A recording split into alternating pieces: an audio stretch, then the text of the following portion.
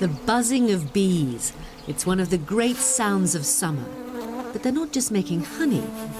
Darting from flower to flower, they're working to keep the whole ecosystem in order. The real gift from bees was completely unknown about for most of human history, which is pollination. Pollination is the fertilizing of flowering plants that allows them to produce fruits, nuts and vegetables. A lot of people out there don't realize that 1 out of every 3 bites of food they stick in their mouth, these honeybees put on their dinner table.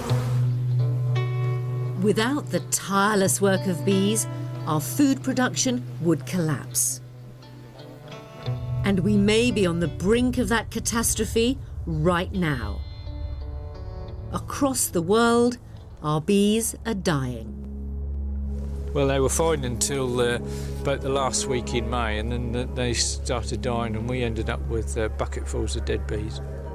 In less than 4 years, we lost 800,000 hives in the United States. That's 1/3 of bees in the United States. In the UK last year, we lost nearly 1/3 of our bees. In the US and across Europe, the problem's even worse. What's causing this global environmental catastrophe?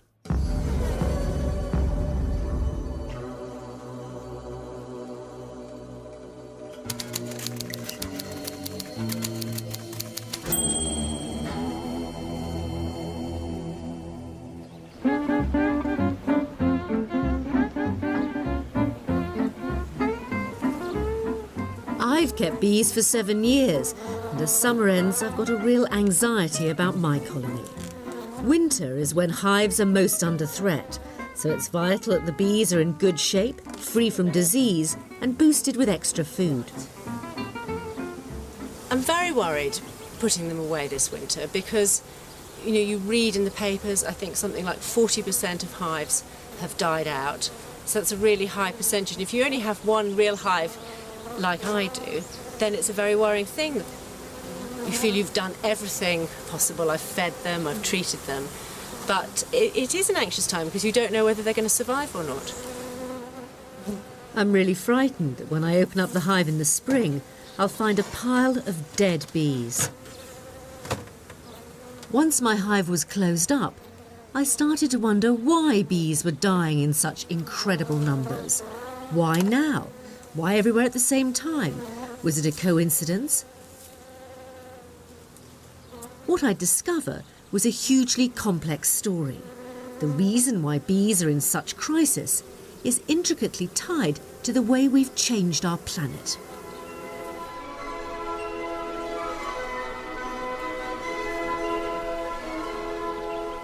There are numerous species of bees on the planet, but the one I'm concerned with is Apis mellifera, or the European honeybee.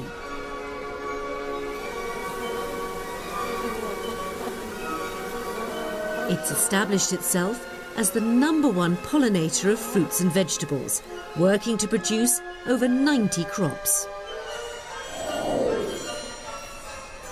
Apples, pears, berries, nuts, rapeseed, cauliflower, onions, carrots, plums, and even cotton are produced thanks to the honeybee. In the UK, the value of pollination is over £190 million. In the US, it's 60 times that. Pollination is basically how plants have sex. Flowers are these gaudy billboards that are saying, come to me, and here's a reward of nectar and pollen. And then the bee comes in, picks up some pollen, visits the next flower, and drops off that pollen. Without bees taking pollen from one apple tree to another apple tree, you wouldn't get any apples.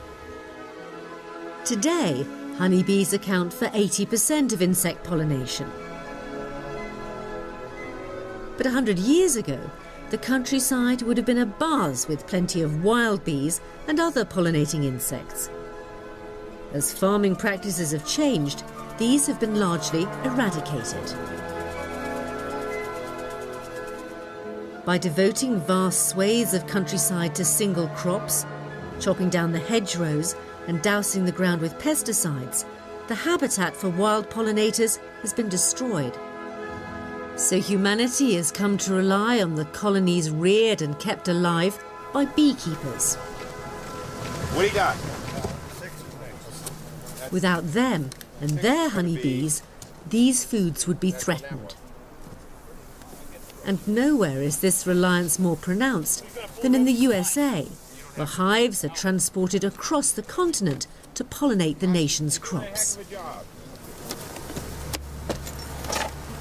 And it was here that the first warnings emerged that there was something terribly wrong with the honeybee.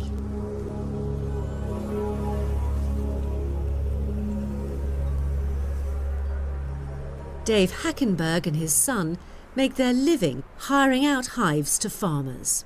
Our business is going up and down the East Coast pollinating apples and blueberries and vegetables and cantaloupes and pumpkins and all them things.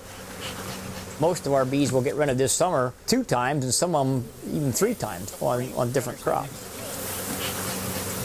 What we're doing is we're going through these bees and getting them ready to go to California. We got to get them all over in clean pallets. We're making sure they're all good looking beehives.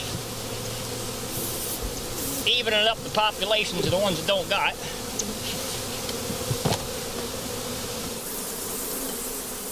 It was in the autumn of 2006 that Hackenberg began to notice a serious problem with his bees. At a time when they should have been full of life, they were going missing. Well, here's the beehive these bee scientists found a couple days ago. It was full of bees. 3 hours later, nobody home. Empty box. The bees just disappeared. They just took off.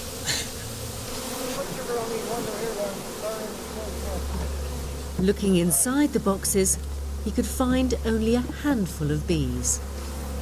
The bees out of this box here, Bill. The rest had literally vanished. Nope, nothing in there. Within a couple of weeks, he lost 360 out of 400 hives. You need a frame of brood anywhere? You need a frame of brood? Do I need one? Yeah. Now you go in a hive and it's a depressing sight. I mean, we had 80% in one load. Every time you go in the yard, you're picking up 2 on every pallet till you're down to 1 on a pallet. And next time you go through, that one's dead. Adding to the mystery, other bees gave the vanished hives a wide berth. Normally, when a hive of bees is dead, first thing that happens, the other bees come in and rob it out. But the thing that we've seen here stands 400 hives of bees, boxes full of honey. Brand new queens. Brand new queens. And yet the boxes are full of honey, and 100 yards away sits another yard of bees that won't even look at this stuff. So something weird is going on here. Unable to explain the mysterious vanishings, he called in the state bee inspector, Dennis van Engelsdorp.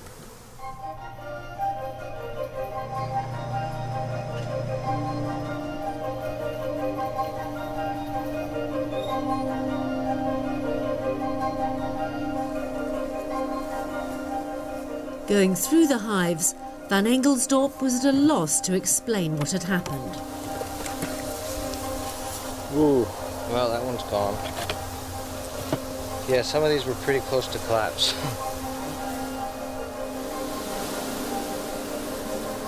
He's been going through and culling colonies that are weak, trying to pick out the ones that are good for moving to California. So these are either dead colonies or colonies that were too weak. You can see he's lost an awful lot of colonies in this particular yard. So he's stacking them up and he's going to have those irradiated, so he'll bring them down to a radiation plant and sterilize the equipment before he puts more bees on. Van Engelsdorp rapidly came to realise that the Hackenbergs weren't an isolated case. 2 weeks ago I got a call, a guy 14 days before had fantastic bees. He calls, he has 200 left of 2,000 9 days later. So, I mean, how do you keep track of that? And Hackenberg too was hearing rumours. It's kind of a phenomenal thing, you know, but it's happened all over the country. I mean, it's happened probably while we're standing here talking. I mean, every day the phone rings, you know, with more and more guys losing bees. Huge numbers of them. One guy told me last night, if we don't figure this thing out in 4 to 5 years, there won't be any beekeepers left in the United States, because we can't afford it. We just can't afford this. I mean, look at this empty stuff stacked up. The dead ones sitting around, and it just, you know, you just can't keep going. Many of the beekeepers that American farmers relied on were reporting losses of up to 90% of their hives.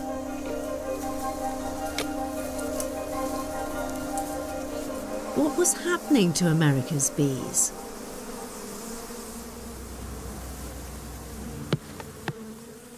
A team of scientists began taking information from beekeepers across the country and came up with a list of symptoms to describe what they called colony collapse disorder.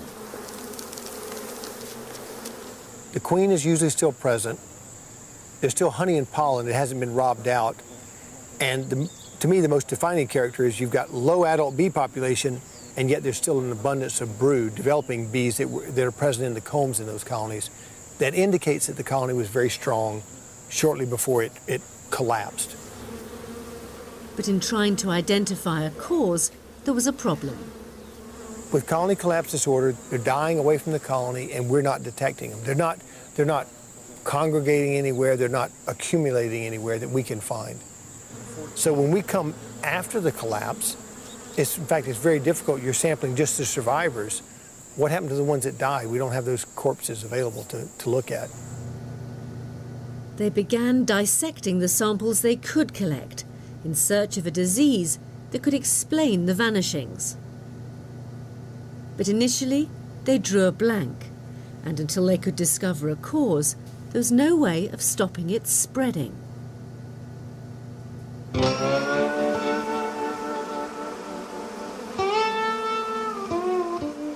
In the heat of the crisis, America's biggest beekeeper, Brett Adey, was taking no chances. He was moving his hives away from other populations to keep them safe. As of yet, we haven't seen any of the colony collapse showing up in our bees. Last year, the colony collapse disorder seemed to show itself mostly during the dormant season. So that's what we're entering in right now, is when the bees start to go dormant as the temperatures drop. It wasn't just temperature that worried Brett Adey. By putting his 70,000 hives in an isolated valley, he could protect them from other potentially diseased bees. We're setting them out on the ranches here in California so they don't have to be exposed to the Arctic up in South Dakota and North Dakota. With the winter coming, Brett was also boosting his bees with sugar solution and other nutrients. I'm a big believer in proteins. Like having a balanced diet will keep a person healthy. I think the same is very critical for bees. I don't want to lose any bees. That's why we try and keep the stress levels down to a minimum by making sure they have all kinds of carbohydrates and they have all kinds of protein. So if there were any stresses, they would be in a healthy enough position to overcome it.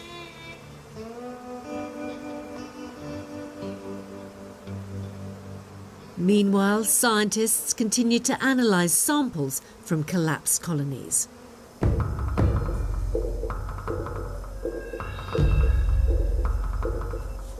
Researchers identified a pathogen present in over 96% of vanished hives. It was called Israeli acute paralysis virus. But could it explain the vanishings? What was strange was that the virus was also present in some healthy bee colonies. The same was true of another disease found in the dead bees, known as nosema.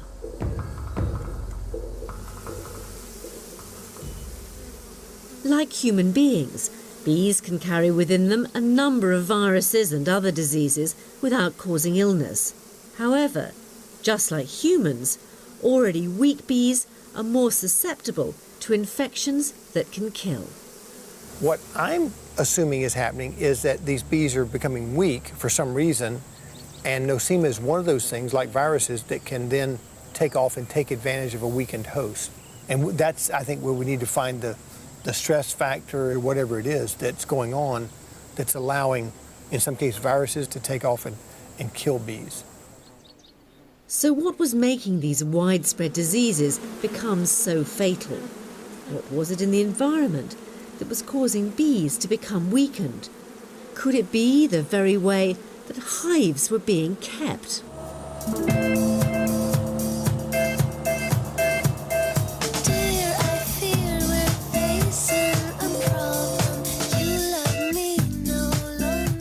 Bees have been put under stress by man for as long as we found a way to exploit them. And many of the bees' problems seem to stem from this. There's a whole mythology of how wonderfully selfless the bees are. There's this phrase, non nobis, they work but not for themselves. And that's a very convenient way of getting around the fact that for most of human history, we have stolen from the bees, we have robbed them of their honey, and then we've killed them every year.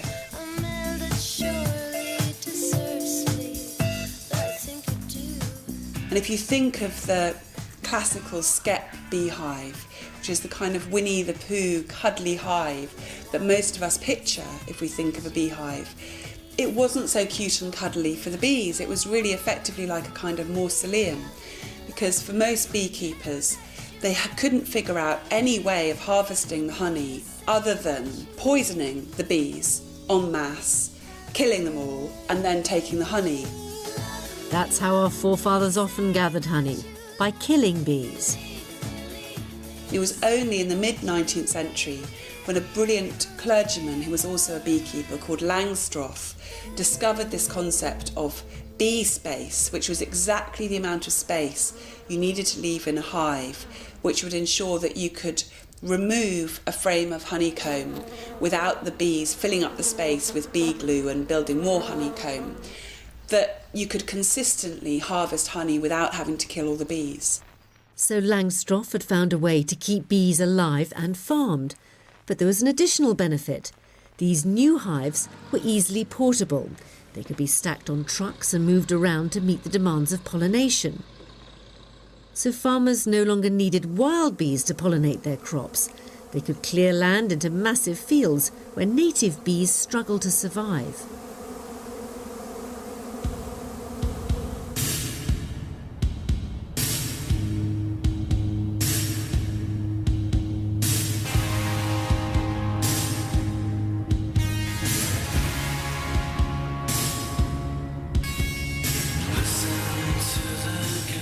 Nowhere more greatly symbolises the dominance of monocultures than the almond orchards of California's Central Valley.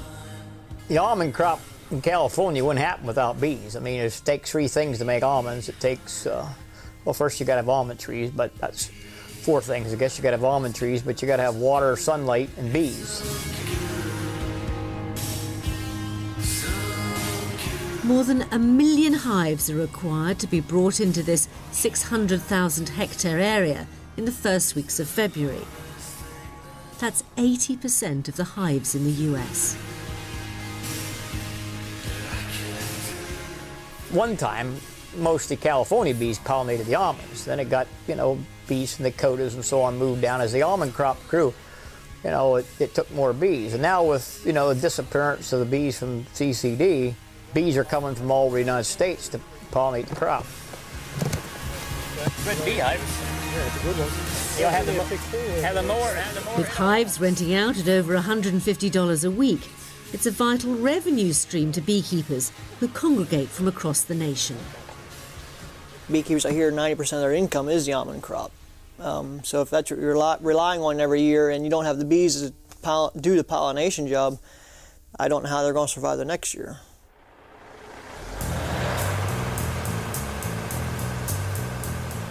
But being shipped from place to place isn't a natural existence for bees. The stresses that bees are under in a commercial outfit are different than having a couple of hives in your backyard, or even a commercial outfit that's permanently based. Dave Mendes runs a large operation with over 8,000 beehives.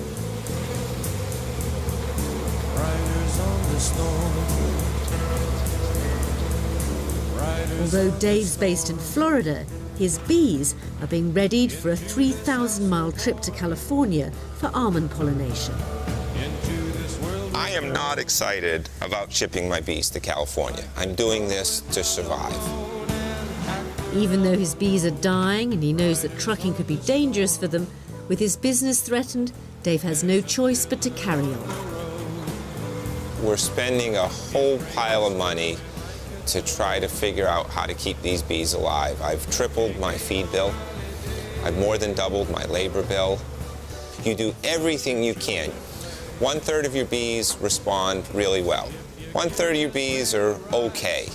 1/3 of your bees just lay there and dwindle, and sometimes you just want to shake them and try to figure out what's wrong. Across the year, Dave's bees travel thousands of miles to meet the demands of different crops.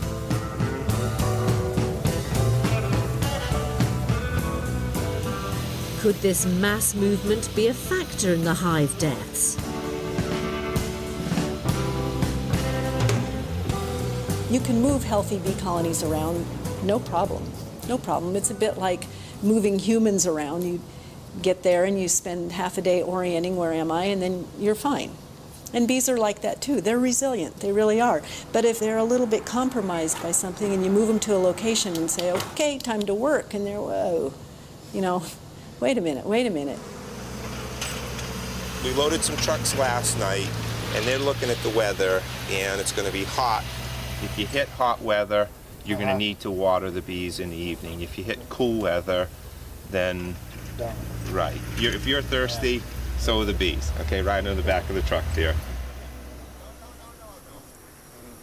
The problem with blaming trucking is that it's been going on for over 40 years without obviously affecting bees. Though nowadays hives are moved more often. There's always been a group of people that say, yeah, those commercial guys that move their bees around, you know, they're ruining the bees in the United States. Well, they're also pollinating the fruits and vegetables that we need for the United States. Come apart with the wind.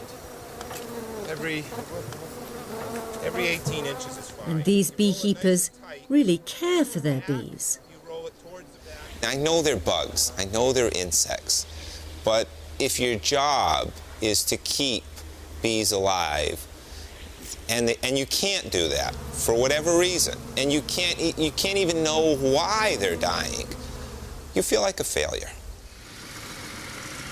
The highest losses were reported by the big commercial beekeepers who moved their bees around. But then they also had the highest number of hives. Studies showed no clear link between the husbandry of individual beekeepers and the likelihood that their colonies would be blighted.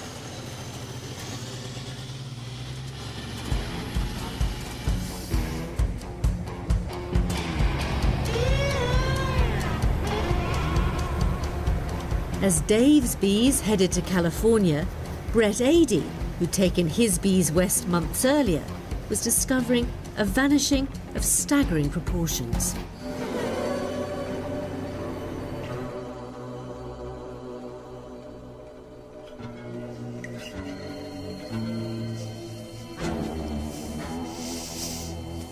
I seen one hive sitting there. I don't know if there's any bees left in it. I don't know if there's anything here or not. Just a little drizzle, a few bees there. They're not enough. They're not viable. No, they're gone. They just don't know it yet. There's like 6 bees there. There's no queen. So. In less than 2 months, Brett Adey had lost perhaps 200 million bees. We came back in January after Christmas break, and we had beehives that looked beautiful and ones that were trash. You know, we originally thought we were limited to 1/3, but it's been much worse than that. And this was after Adey had gone to extraordinary lengths to protect his bees.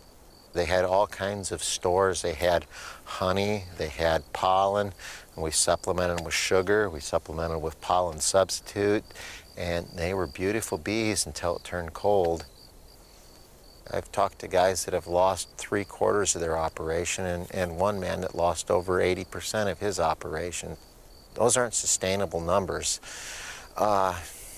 We've got to either get to the end of this or beekeeping won't be the same in the United States because we can't afford to lose those kind of numbers continually.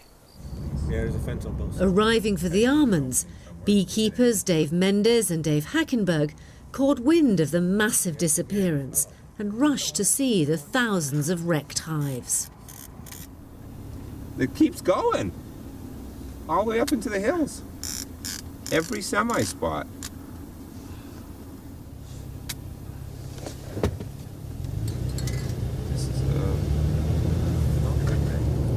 If he's not upset, there's something wrong here.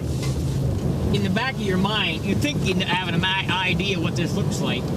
You can't imagine this. This is like the pictures of the Holocaust. This is a bee Holocaust right here. All the way up that valley.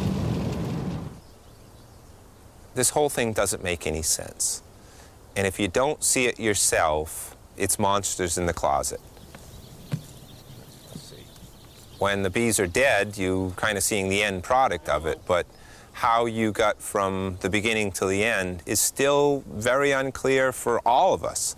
I just want to see if there's dead. There should be. This is what's disturbing. There should be dead. You see, this many hives. That's not enough dead bees here. For this many hives. There's flowers Do you here. see it? You should have covered with no flowers. Well, it's not enough equipment. It's not enough dead bees here. So what was causing these mass vanishings? Why had bees left the hive and not returned? It seemed not to be just a virus. It wasn't just stress from trucking. There had to be another factor. Some beekeepers began to point the finger at an old foe, pesticides. Please don't go crazy if I tell you the truth. No, you don't know what happened, and you never will. It's partly due to pesticides that we've been able to develop large monocultures. Because without them, vast areas dominated by a single crop would quickly become blighted by the bugs that feed on them. Pesticides are, by their very nature, killers. Early pesticides like DDT killed pretty indiscriminately, and this had a devastating effect on wild bees. However, more modern chemicals have been designed to target specific plants and specific pests. That's the theory, at least. It's hardly what I'd be doing if you gave me a choice. It's a simple suggestion. Can you give me some time? So just say yes or no. Why can't you shoulder the blame? 'Cause both my shoulders. Colorado beekeeper Tom Theobald has battled for a greater understanding of the impact of these chemicals on bee health for many years.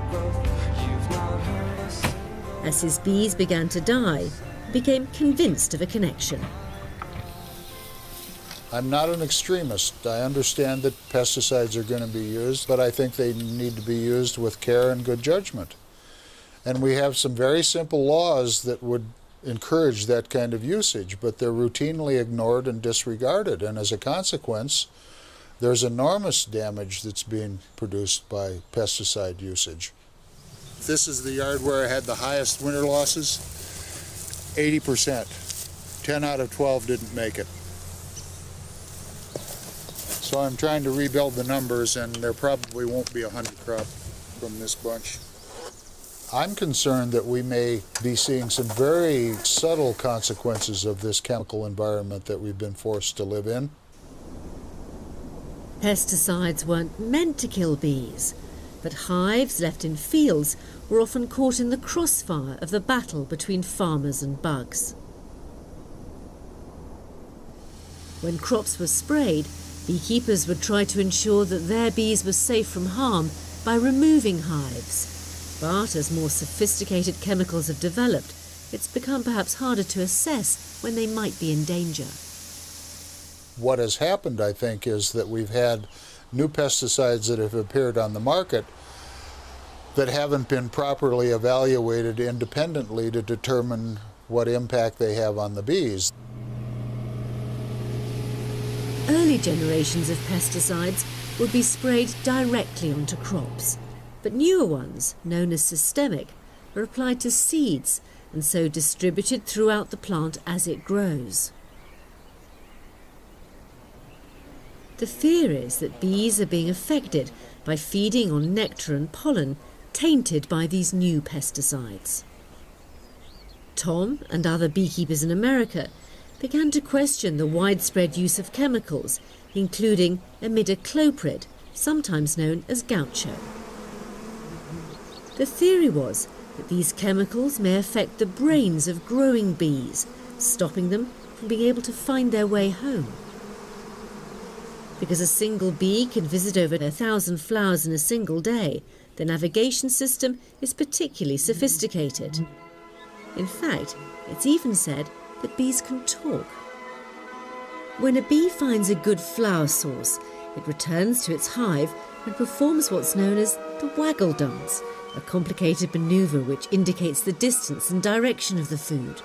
Other members of the hive can read this dance and then find the nectar source. The problem is getting back again. The question is whether low-level or sublethal doses of pesticides are hindering the bee's homing instinct. France went through problems very similar to what we're talking about now, the colony collapse disorder or the disappearance of bees, and they believed that imidacloprid, gaucho, was causing disorientation in the bees. They would leave and be unable to find their way back. It interfered with their navigational ability. And France banned gaucho. France suspended the use of the chemical on sunflowers way back in 1999, when beehives fell by 1/3 to 1 million. But the chemical is still widely used elsewhere in Europe and in the US. Pourquoi vous avez fait ça, monsieur? Pardon? Pourquoi vous avez fait ça? Pour manifester, on leur fait un gros tas de ruches crevées devant. On leur fait voir ce que c'est que des ruches crevées. Malheureusement, il n'y a pas les abeilles parce qu'on ne sait pas où elles sont. Et voilà ce qui nous reste. However, the producers of gaucho say that studies prove that imidacloprid is completely safe for bees and point to independent research that suggests the problems experienced with French bees may have different causes. Indeed, since the ban, French hives have continued to decline in number. In the US, scientists at Penn State are looking into the link between pesticides and Connolly collapse disorder. And they've stumbled on a whole new issue, that bees are at risk from not one pesticide, but a whole cocktail. Samples were collected from a number of different beekeepers, some of whom had experienced CCD and some of whom had not. And from that, we found an incredible amount of pesticides. They found evidence of the systemic pesticide imidacloprid that beekeepers believed were causing the bees to vanish. We did have a concern, particularly about systemic pesticides.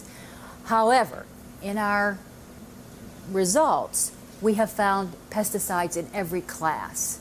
In every class of pesticides that are currently being used, we have found. So we found insecticides, fungicides, and herbicides. In just one bee, Marianne found 25 different agrochemicals. To us, this begs the question, what are these pesticides in combination doing? We all know that when we go to the pharmacist, the first thing they want to know is what other prescriptions are you taking, because they're concerned about the potential interaction of compounds. The challenge of isolating the effects of a single pesticide was now much harder. The reason why it's so complicated is that we can't just look at adult bees anymore. We have to ask the question, what happened when this bee was a larva, when it was a baby bee, and what pesticide did it get? And how is that affecting it now as an adult bee? Is it interfering with the bee's longevity? Is it shortening its life? Is it affecting its immune system? The horrific thought is that not one pesticide, but the whole toxic soup might be having a long-term effect to push bees over the edge.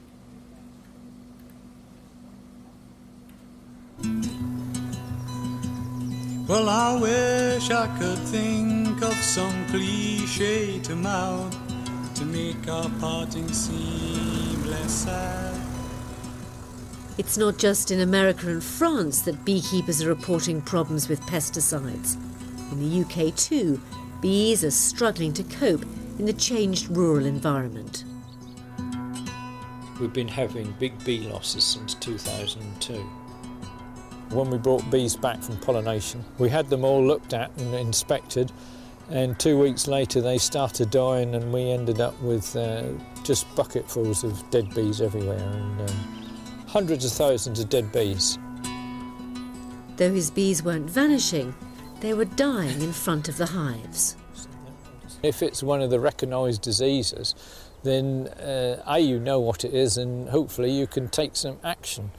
In this scenario, you have no recourse to do anything. Absolutely zilch. You just got to stand by and watch them die, and that's when it's your livelihood. That's pretty tough.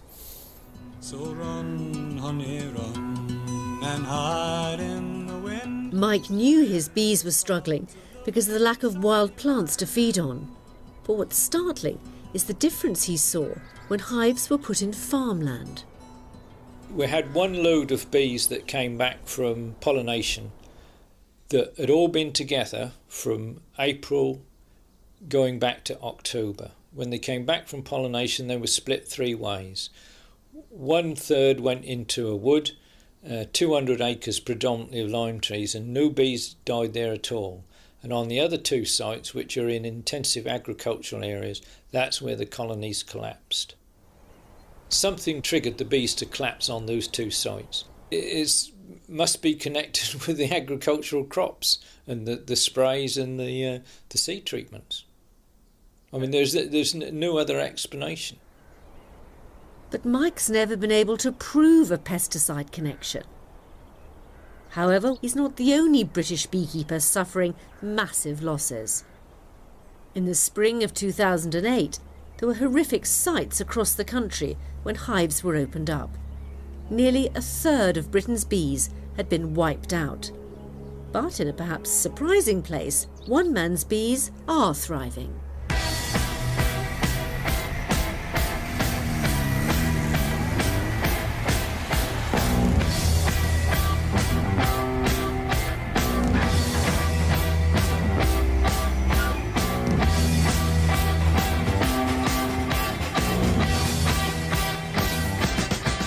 I'm an urban beekeeper. That means I keep my bees within urban areas, i.e. the City of London. I've got beehives in South London, Brixton, right through to on an industrial estate up in King's Cross. My bee losses have been no higher in the last few years than I've ever had in any winter, and in fact lower last winter than ever before. Ironically, in the city, there seems to be more food and perhaps cleaner food for bees to eat. London and a lot of urban environments are really quite green. When you look around, you see parks, small gardens dotted everywhere. The beautiful thing about keeping bees within an urban environment in the city is the diversity of plants you've got. There's usually something in bloom all year round, whereas in the countryside, especially with modern agricultural practices, you have great swathes of land which are just supporting one crop. So that might bloom for 2-3 weeks, but then there'll be nothing. So I think the city is probably one of the best places to be keeping bees at the moment. There's plenty of forage for them, and you don't have all the problems you have in the countryside with insecticides and pesticides being sprayed. There you go. See you again in a few weeks, girls. So are pesticides the explanation of why British bees were suddenly dying in such huge numbers? If only it were that simple. At the National Bee Unit in York, government experts are looking into the problem of honeybee deaths. We've been getting reports both through our own inspectors and from the beekeepers that there's a increased loss of bees. Why that is happening is rather more difficult to pin down. One cause they feel is a factor is perhaps the biggest global problem of all, climate change. climate change is changing weather patterns. It's not just about global warming. It's about weather being unseasonal. If it's very windy or very wet or even snowing out there, pollinators will not forage. They will stay in their hives, and that's meant that honeybees have gone into the winter with poor stocks of food. But it has to be more than bad weather which is causing British bees to die. As elsewhere, viruses are being spread at an alarming rate. The reason lurks in beehives across the country and is, according to experts, the main cause of bee deaths around the world. It's an old enemy of the honeybee and a known killer, the varroa mite.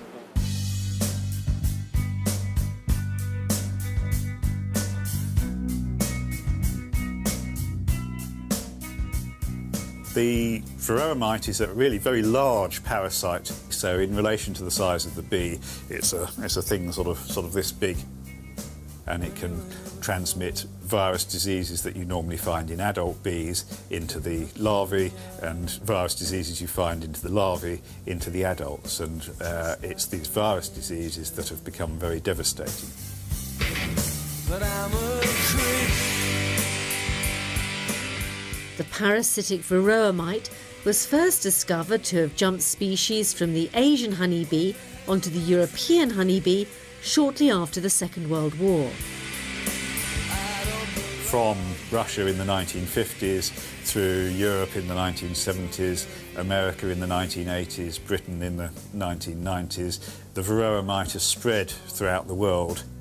Like fleas on rats, the varroa carries diseases that are fatal to hives.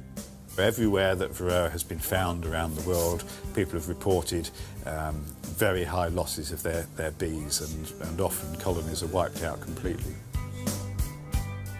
Medicines had been developed to kill the parasite, but over the last few years it's become resistant to chemical treatments.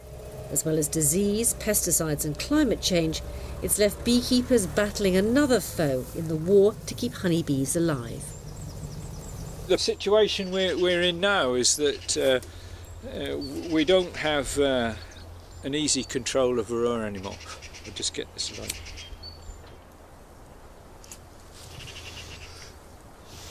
The new super parasite is devastating colonies. Beekeepers are forced to resort to homemade remedies.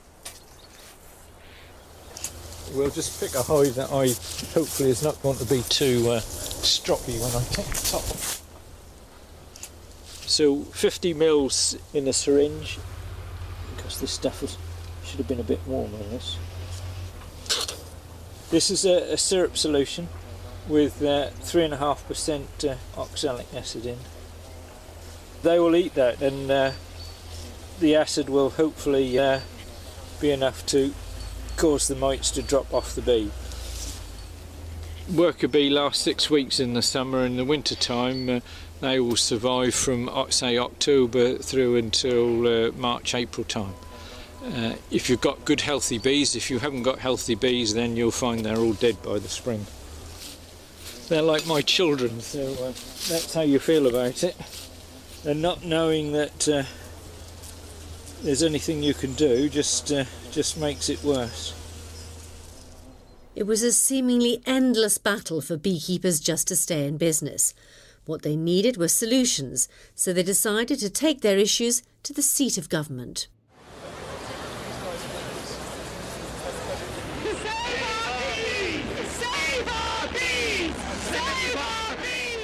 In November 2008, several hundred beekeepers marched on Parliament.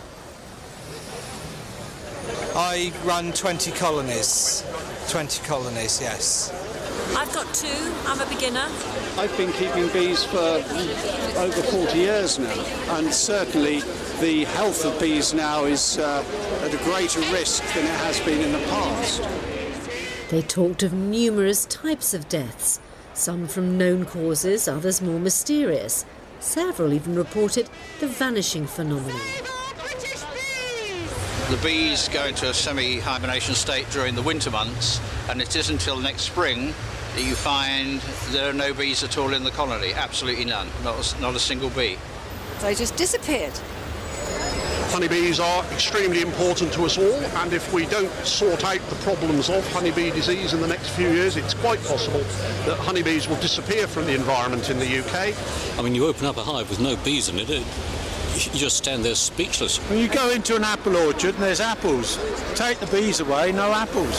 You have to remember that bees and plants have evolved together over 10, 20 million years in the environment, and that losing one must inevitably affect the efficiency and lifestyle of the other.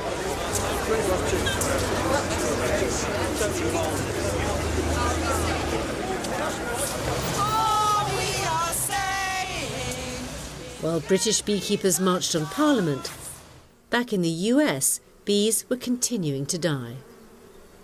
Keepers were not only suffering vanishings, but also from the effects of the treatment-resistant varroa mite. There was a real anxiety that there wouldn't be enough bees to pollinate crops.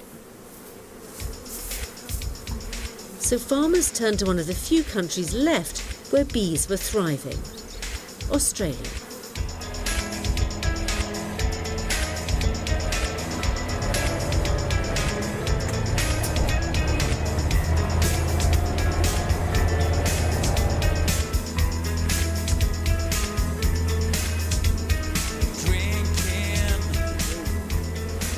Okay, let's get started.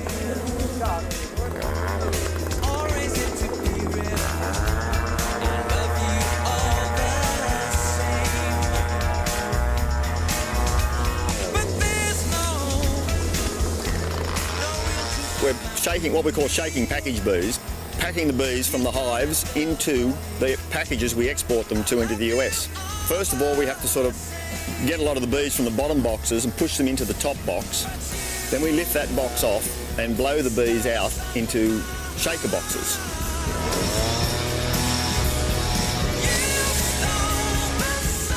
Then they are weighed out into funnels and then inverted into the packages that we actually export the bees in.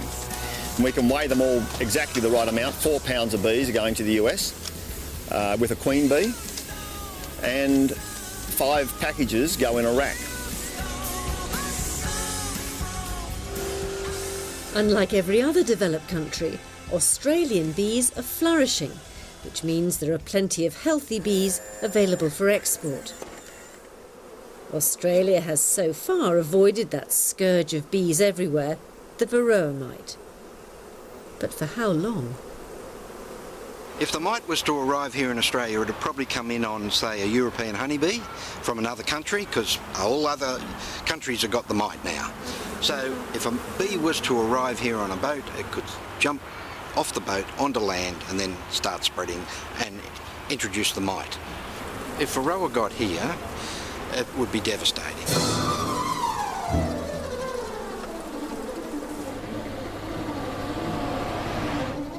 To protect their bees, Australian authorities are spending a fortune on biosecurity. So we have what we call a port surveillance program in place. We have what we call sentinel hives. That's our number one defence. Hives in strategic places like ports and airports are monitored on a 3-monthly basis. We monitor those hives, so we put in chemicals and we check for mite levels, just in case a swarm hasn't come off a boat, landed on shore with mites on it. If varroa got here, we would have a shortage of bees, so things like exports would be out.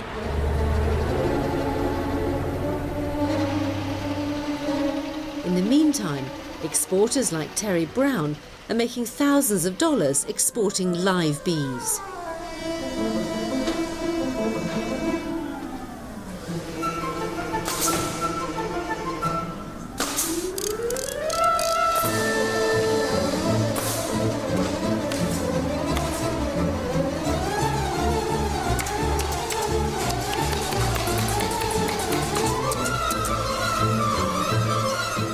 The packages are sealed securely so that no bees are left on the outside of the cases.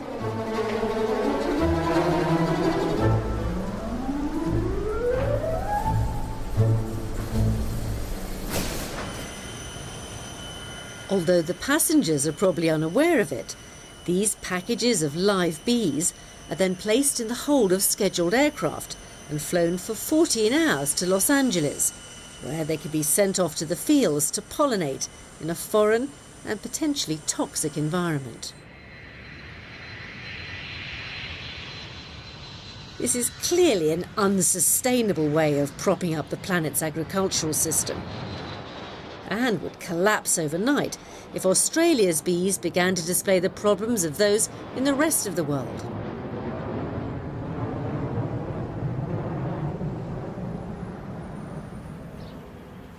While Australian bees were crossing the Pacific, scientists at the University of Sussex decided to tackle the matter by turning it on its head. Their thinking is simple.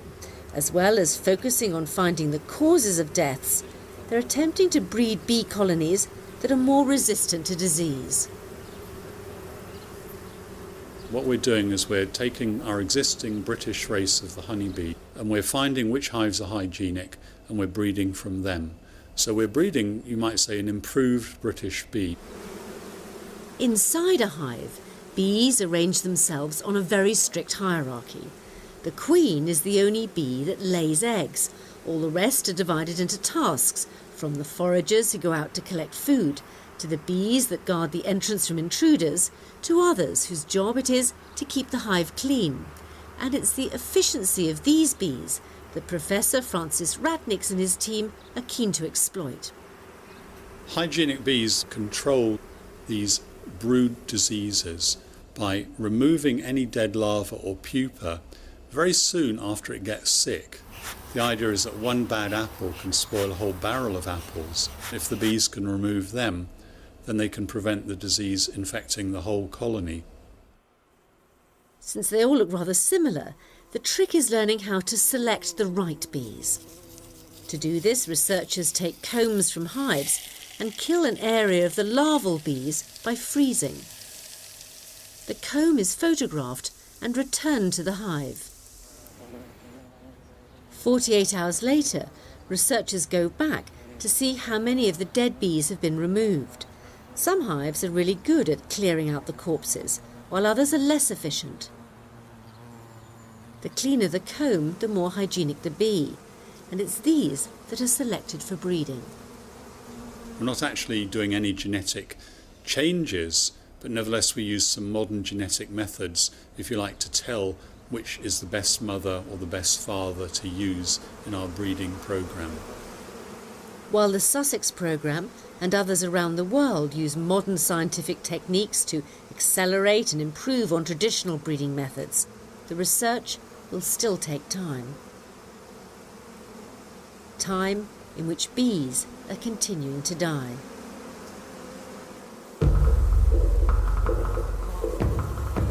In America, after 3 years of astonishing vanishings, scientists are still unable to find a single definite culprit on which to blame the disorder colony collapse, or CCD.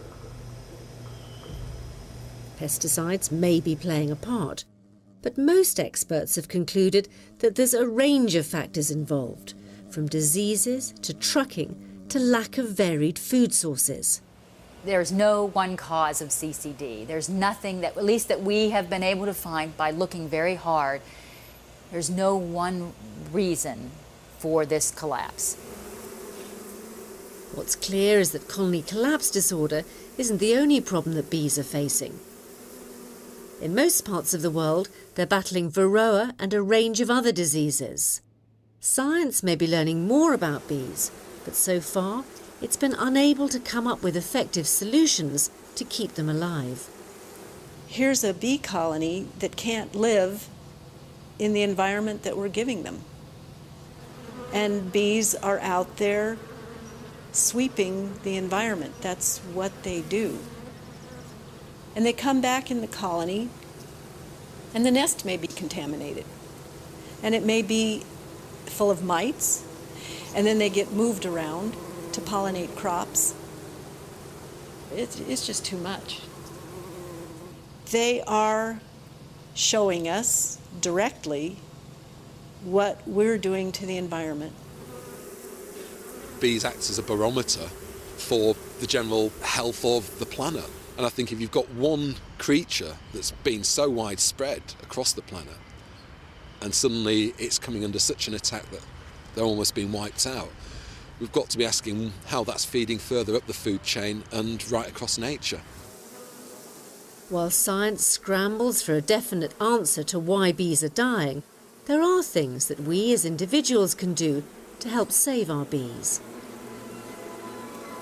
Most people don't have a lot of land, they just have a small garden. But if we took all the gardens across the whole of the country, it's a substantial area. So individuals can make a difference by making sure that their gardens have as many wildflowers, or they don't have to be wildflowers, they could be garden flowers, just so long as they provide something for wildlife. I think if you've got land, make it available, and then maybe get 3-4 hives, or allow a young oncoming beekeeper to actually keep a few hives in your space. I think that's a good way of moving forward, and you'll get a few jars of honey out of it. At last we're finally realising just how much we depend on bees, just how much of human life, as we know it, wouldn't exist without the bees. And the only good thing I can see coming out of this sort of terrible loss of honeybee colonies is that maybe we'll finally redress the balance a bit and feel a bit more gratitude to bees. When I think of the problems facing bees and why they've been brought to the brink, I have to wonder whether they're the canary in the coal mine, an early warning about the state of our planet. It's clear that to help the bee, we have to think about the environment and ways that we can change our own behaviour.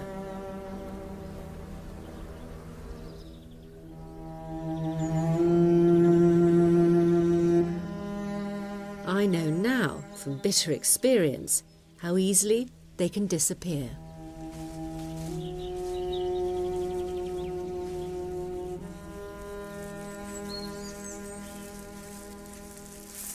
This winter was absolutely terrible for my bees. When the hive was opened up in the spring, most of them were dead. That's the third time it's happened to me. And it's very distressing when you see thousands of these creatures that you've looked after throughout the year lying dead on the floor of the hive. I've decided I'm going to try and rebuild my colony, even though it's difficult, because it's so important that we try and boost the population of bees. This isn't simply about getting honey or beekeeping as a hobby. It's about protecting vital sources of food for all of us. We need to create an environment in which bees can survive, not just for now, but for generations to come. After all, a world which is kind to the honeybee has to be good for the rest of us too.